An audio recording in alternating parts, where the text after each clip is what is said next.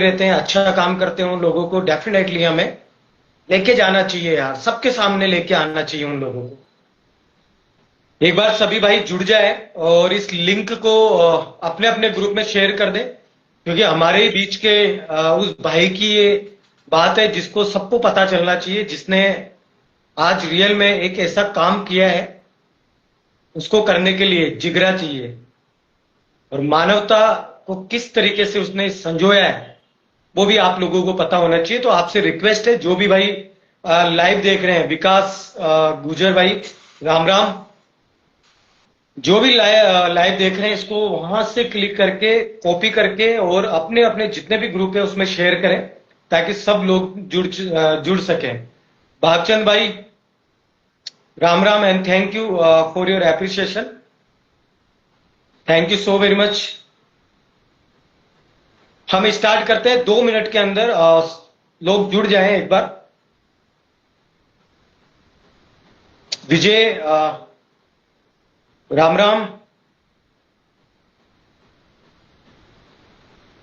देखिए, गांव क्या होता है और गांव से शहर की तरफ लोग क्यों मूव करते हैं, ये एक सिंपल सा है कि गांव के अंदर, आज के टाइम के अंदर अगर गांव की हम बात करें तो गांव के अंदर अभी इस समय पे एम्प्लॉयमेंट रेट 0 है मेरी तरफ से।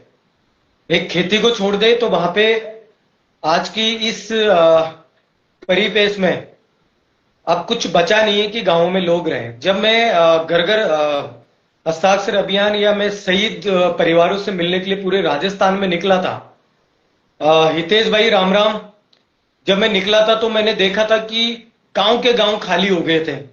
गांव के गांव खाली है, कोई नहीं रहता वहां पे, सिर्फ बुजुर्ग लोग रहते हैं। और वो जयपुर की तरफ जब प्लान करते हैं तो वो क्यों करते हैं, वो इसलिए करते हैं कि उनको आजीविका चले, उनका लाइफ स्टाइल है वो थोड़ा सा इंप्रूव हो और अपने बच्चों को एक बेस्ट एजुकेशन वो दिला सके। क्योंकि आज के डेट में अगर आपने पढ़ाई करी है और आपने एजुकेशन ली है तभी आप इस कंपटीशन को फाइट कर पाएंगे, otherwise you will not fight. पहले हमारा हमारे जो गांव थे वो खेती के ऊपर निर्भर थे और इतनी लोगों की एक्सपेक्टेशन नहीं हुआ करती थी, तो लोग क्या करते थे, वहीं रुकते थे, उसी हिसाब से खेती करते थे और अपना जीवन यापन कर लेते थे। सीपी भाई, बहुत बहुत धन्यवाद इस लाइव से जुड़ने के लिए। तो आज की डेट में हम उन लोगों के लिए बात करेंगे जो गांव छोड़ के और शहर की तरफ प्लान कर गए, शहर की तरफ आके बस गए और उनको किस किस चीज की परेशानी का सामना आज की डेट में करना पड़ता है। दोस्तों, एक लाइव एग्जाम्पल है। गांव से एक परिवार आया और अपनी आजीविका का मतलब अपने परिवार को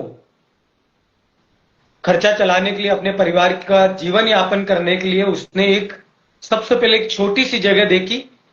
उस जगह को 50 से 60 फीट का वर्ग गज का वो मकान उसको खरीदने की बहुत इच्छा हुई कि मैं खरीदूं। और आपको जानकर आश्चर्यचकित होंगे आप कि वो जो प्लॉट के लिए खरीदने के लिए, अपना घर बनाने के लिए जो व्यक्ति था वो एक ढोल बजाने वाला व्यक्ति था, जो आपने देखा होगा शादी ब्याह में इनमें जो ढोल बजाते हैं। विजय भाई राम राम। तो इस तरीके के लोग जब जयपुर की तरफ आते हैं तो बहुत सारी सपने लेके आते हैं वो, और उन सपनों को पूरा करने के लिए दिन रात मेहनत करते हैं। और जब उनको लगता है कि अब कहीं ना कहीं मैं थोड़ा सा स्टेबल हूं, तो सबसे पहले वो अपना घर ढूंढता है, एक छोटी सी जगह उसको मिल जाए और घर बना ले। इसी तरीके का केस हमारे आगरा रोड पे हुआ, छपरा की ढाणी के आसपास। वहां पे एक ढोली परिवार ने वहां पे एक छोटा सा खाली जगह उन्होंने परचेज करी और उसके ऊपर घर बनाया, जिसपे लोन लिया।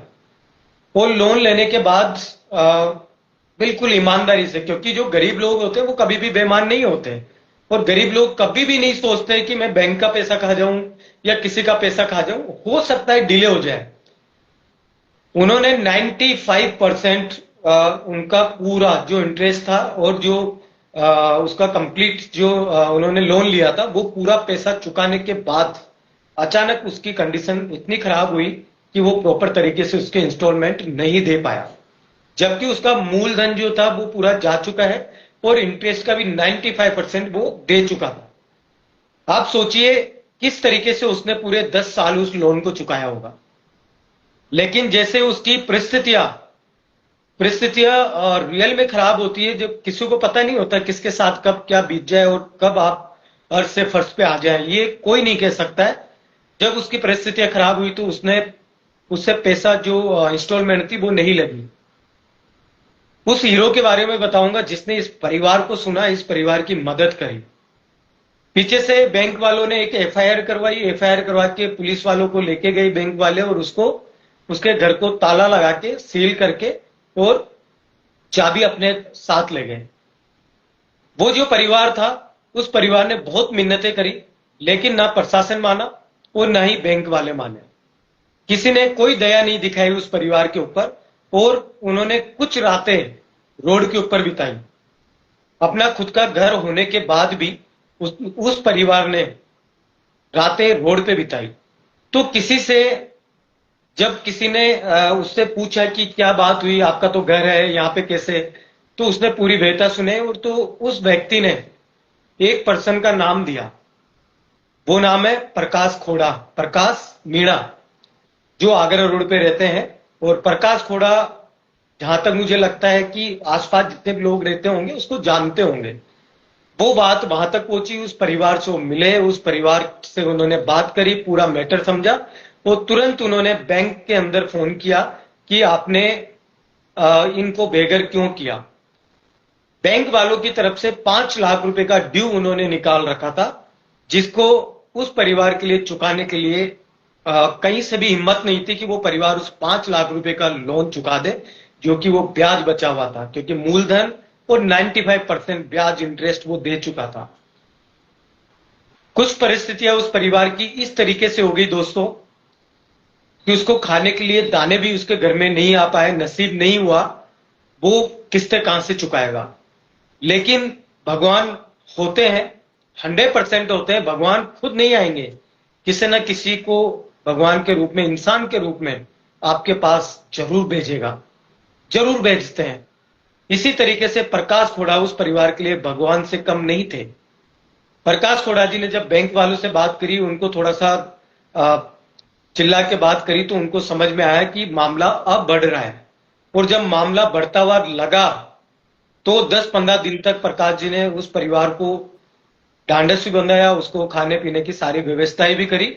और जब बैंक वाले को लगा 15 दिन बीतने के बाद कि यह मामला बिगड़ सकता है, तो प्रकाश खोड़ा जी को फोन करते हैं बैंक वाले, और प्रकाश खोड़ा जी से मिलने की इच्छा जाहिर करते हैं। दूसरे दिन प्रकाश खोड़ा जी की और बैंक वालों की एक मीटिंग होती है। उस मीटिंग में उस परिवार को भी बुलाया जाता है, उस मजबूर परिवार को भी बुलाया जाता है, जो उस परिवार के सामने बैठ के बात होती है। बैंक वालों ने सेटलमेंट के लिए ऑफर किया, और बैंक वालों ने सेटलमेंट के लिए 5 लाख रुपीस उस परिवार से मांगे। तो परिवार ने हाथ जोड़ के, आंखों से आंसू आ रहे थे उस परिवार के, परिवार ने बिल्कुल साफ कहा कि हम इतना लोन नहीं दे सकते हैं। और जब प्रकाश खोड़ा जी ने उस दोनों के बीच में मध्यस्थता करी, तो वो पूरा जो वाद विवाद था या जो भी मैटर था, वो पूरा मैटर प्रकाश खोड़ा जी ने 1 लाख रुपए के अंदर उसको सेटल करवाया, जिसमें बैंक वाले भी राजी हुए और वो परिवार भी राजी हुआ कि 1 लाख रुपए में हम इस मैटर को खत्म करते हैं।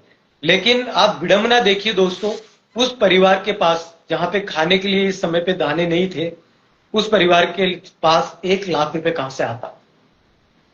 क्योंकि बैंक वालों ने उसको 5 दिन का, 7 दिन का टाइम दिया था, एग्जैक्ट पता नहीं, लेकिन हाँ 1 वीक का टाइम दिया था।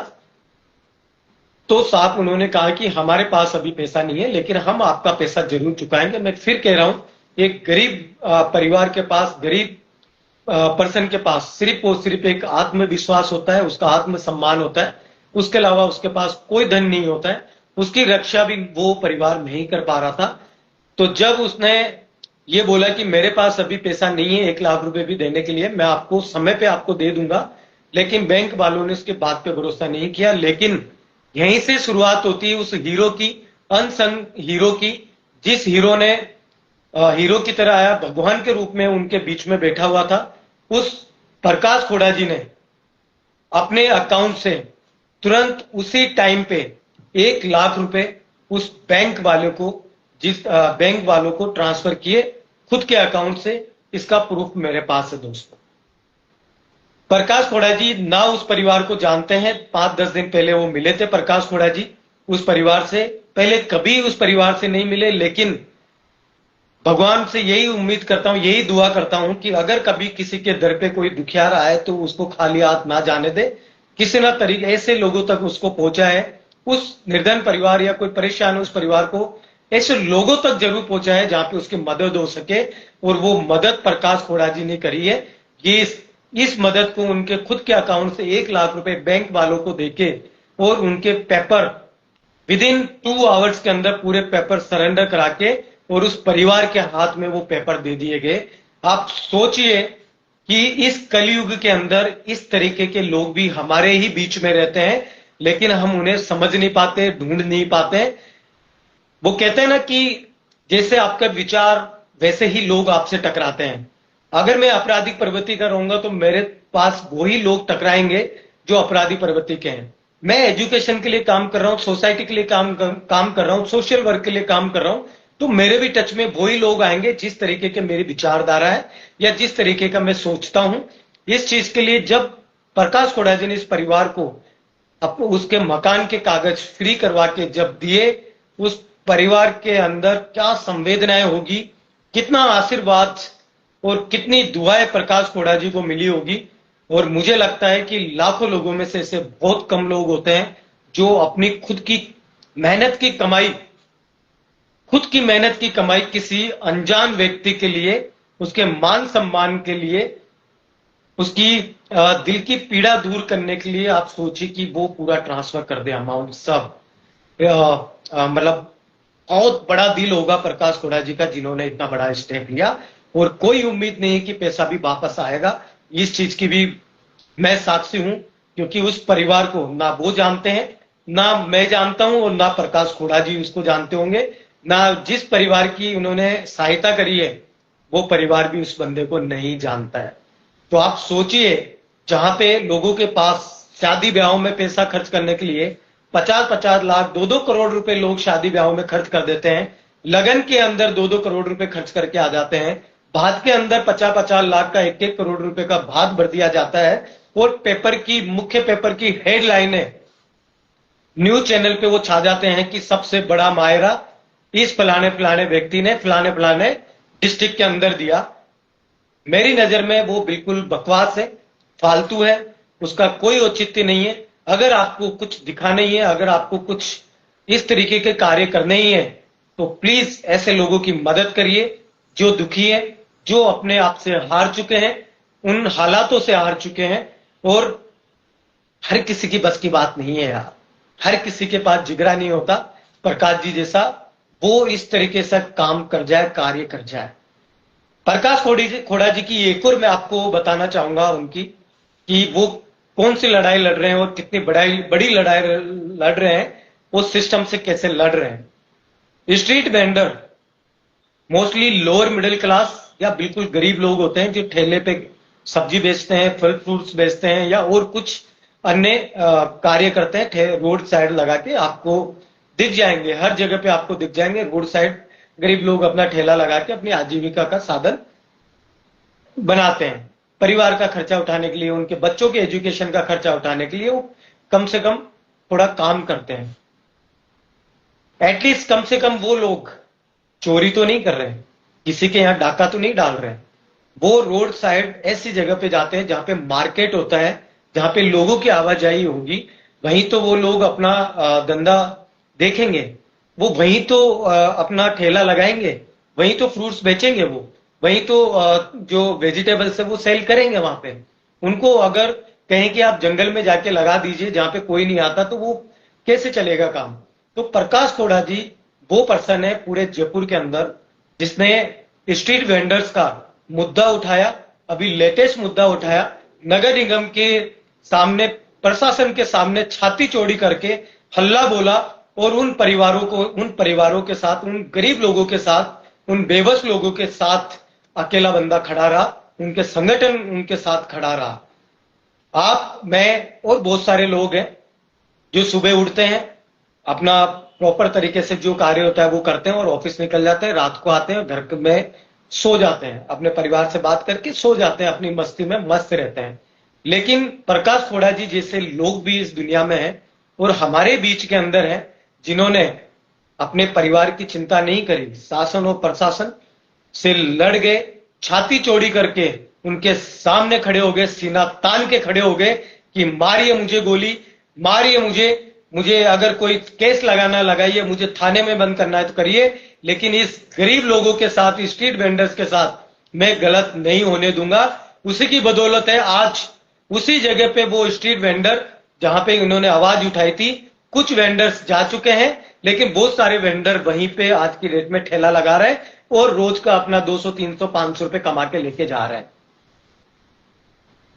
यह है प्रकाश खोड़ा जी की एक कहानी। मैं कहानी नहीं कहूंगा, मतलब कहानी एक छोटा सा वर्ड हो जाएगा। ये जीनियस जो पर्सन होते हैं, बहुत रेयर हमारी सोसाइटी के अंदर होते हैं, हमारे बीच में होते हैं, हमें पता ही नहीं चलता कि ऐसे लोग भी हमारे साथ हैं, हमारे आसपास हैं।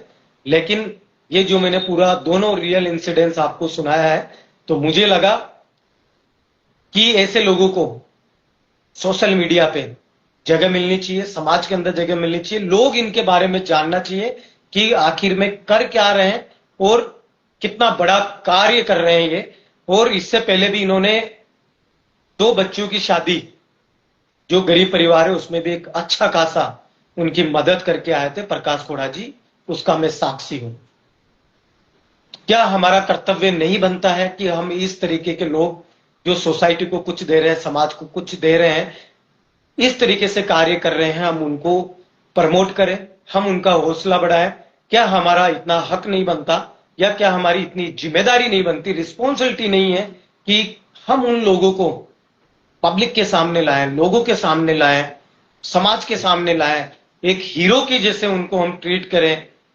मुझे पता है कि हमारे देश के अंदर इस तरीके के कार्य करने वालों को भगवान मान लिया जाता है, और हमारे देश की सबसे बड़ी विडंबना भी यही है कि एक अच्छा कार्य करने वाला व्यक्ति, उससे प्रेरणा वो लोग नहीं लेते हैं, उसको भगवान की तरफ पूजने लगते हैं, जो कि गलत है। मैं इस बात के उसमें कभी भी फेवर में नहीं हूं। कभी भी एक भगवान नहीं बनाया जा सकता, भगवान एक ही है, वो सत्य है, और वो हम सब उसकी पूजा करते हैं, और एक ही धर्म है सनातन धर्म, जिसके हम मानते हैं, पूजा करते हैं और उसके विचारों पे हम चलते हैं।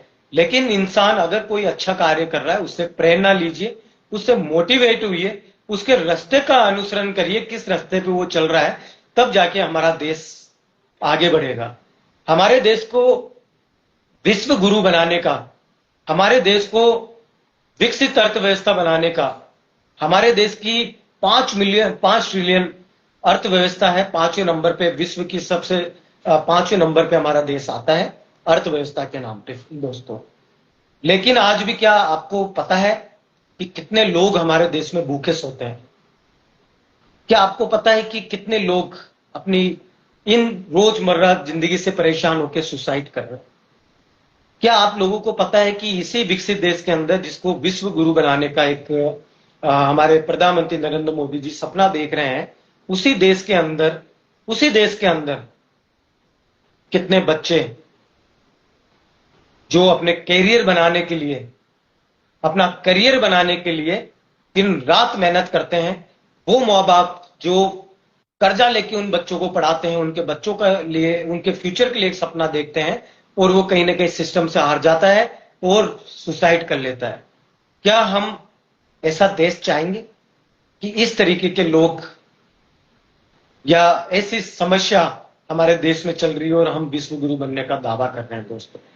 क्या हम रियल में ऐसा देश चाह रहे हैं जहां पे लोगों की जमीनें, गरीब परिवारों के घर कुर्की किए जा रहे हैं, एक महंगी ब्याज दरों पे उनको लोन दिया जा रहा है, वो लोन चलो ठीक है वो चुकाता है, लेकिन उसके बाद भी दोस्तों उस पर एक पेनल्टी की पेनल्टी उस पर लगा के उसको उस तरीके से प्रताड़ित किया जाता है। कई परिवार अपना जीवन खत्म कर लेते हैं दोस्तों।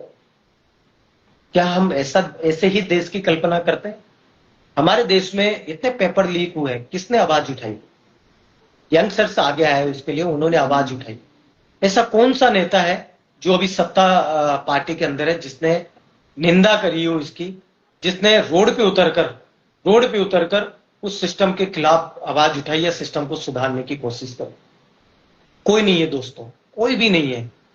अगर आप ये सोचते हैं कि हमारा संरक्षण कोई करेगा, हमें कोई बचाएगा, तो आप ये गलतफहमी निकाल दीजिए। हो सकता है कि आज वो आपको बचा ले, लेकिन कल वो ही आपकी गर्दनें काट देगा, आपके परिवार को निस्तानाबूद कर देगा। दोस्तों, अगर किसी से डर है, किसी से लड़ना है, तो आपको खुद को लड़ना पड़ेगा, आपको खुद को इतना स्ट्रांग होना पड़ेगा, जब जाके आप लड़ पाएंगे। तो आप किसी भी राजनीति की पार्टी हो या किसी भी उसके बेखावे में ना आए। मेरा यही मैसेज है कि आपके आसपास ऐसे बहुत सारे लोग रहते हैं, हम हजार हजार रुपए, 500-500 रुपए हम हर कार्य के लिए, दोस्त इतने दोस्त होते हैं, उनसे मांग लेते हैं कि 500-500 रुपए देके हम एक ब्लड डोनेशन कैंप करा देते हैं। हम कई बच्चों की शादियां भी करवा देते हैं, कई एजुकेशन के लिए कार्य कर देते हैं। कई परिवार ऐसे होते हैं जिनके माँ बाप रोड एक्सीडेंट में एक्सपायर हो जाते हैं या पिताजी एक्सपायर हो जाते हैं, उनके लिए हम मुहिम चला देते हैं। उस मुहिम के अंदर 8 लाख, 10 लाख, 20 लाख तक हम छोटी छोटी क्राउड फंडिंग करके हम उस परिवार की हेल्प कर देते हैं। तो दोस्तों, आप सोचिए कि आपके पास इस तरीके के गरीब परिवार जो पढ़ाई नहीं कर पा रहे हैं या अपने घर को नहीं बचा पा रहे हैं या अपने बच्चों को नहीं पढ़ा पा रहे हैं, तो एटलीस्ट अपने सर्कल के अंदर इस तरीके के लोगों को जोड़िए।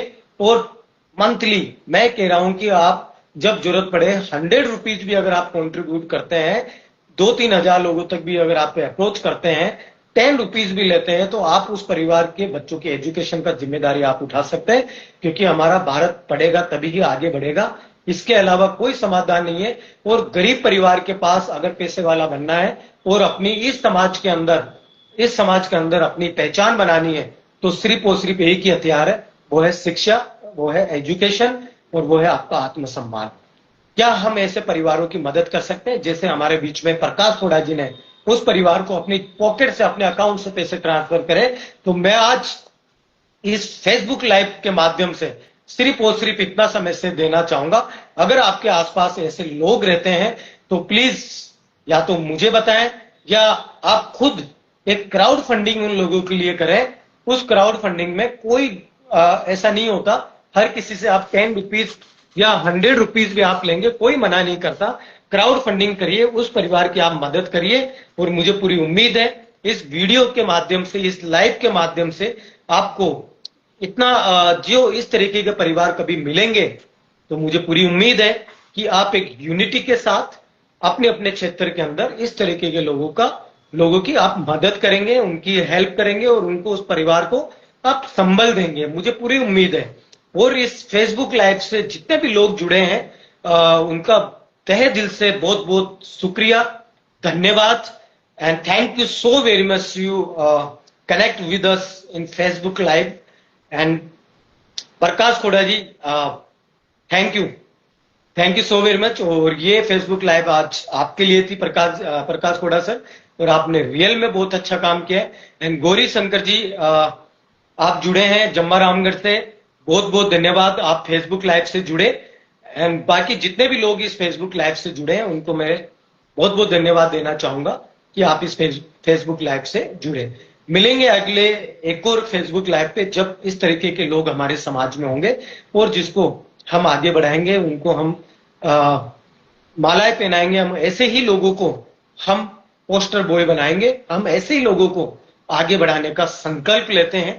क्यों नेताओं के पीछे भगते हो, क्यों किसी के पीछे भगते हो? मत भगिए, नेता को मजबूर कर दीजिए। अगर आपके क्षेत्र में आ रहा है, कार्य नहीं कर रहा है, तो एक माला उसके गले में नहीं डलनी चाहिए, एक सिंगल माला उसके गले में नहीं डलनी चाहिए। जो आपके क्षेत्र की प्रमुख समस्या है उसका भी अगर समाधान नहीं कर रहा है, तो जिस दिन हमने ये सोच रख ली दोस्तों, उस दिन हमारा देश विश्व गुरु भी बनेगा, उस दिन हमारा देश सक्षम भी होगा, उस दिन हमारा देश भूखा भी नहीं सोएगा, उस दिन हमारा देश प्राउड फील करेगा, we are Indian, we are Indian.